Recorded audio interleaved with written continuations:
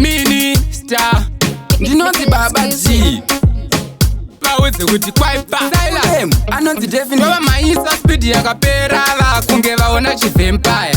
ngoma dzavari kuimba maniwe dzaka expire vauze kuti ndedzakudhara zvakabalance bota totazogadzira nyama 1 week imbwa idzo dzichivhuvhirana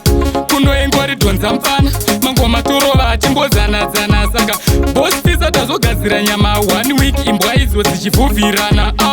kunoingori dhonza mfana ngoma torova achimbozanadzana 1 zita remangoma ndonzi Ras King inini futi ndotamba napanga nai zvese zvamunotare koko taurai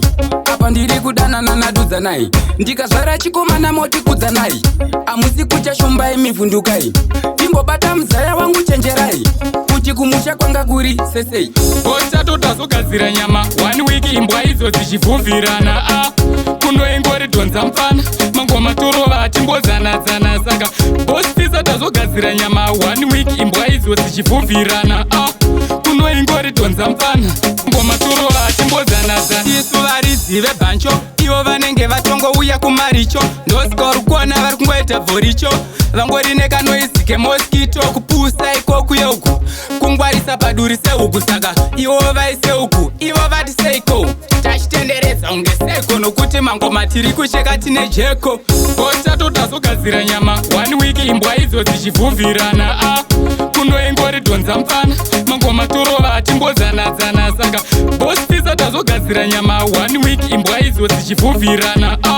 kunoingori dhonza mfana ngoma torova achimbozanadzana 1 zita remangoma ndonzi Ras King inini futi ndotamba napanga nai zvese zvamunotare koko taurai apa ndiri kudanana nadudza nai ndikazvara chikomana moti kudza nai amusi kuchashumbai mivhundukai timbobata muzaya wangu chenjerai kuti kumusha kwanga kuri sesei bota totazogadzira nyama 1 week imbwa idzo dzichivhuvhirana kunoingori dhonza mfana mangoma torova achimbozanadzana saka bosfisa tazogadzira nyama 1 week imbwa idzo dzichivhuvhirana kunoingori dhonza mfana ngoma torova achimbozanadzana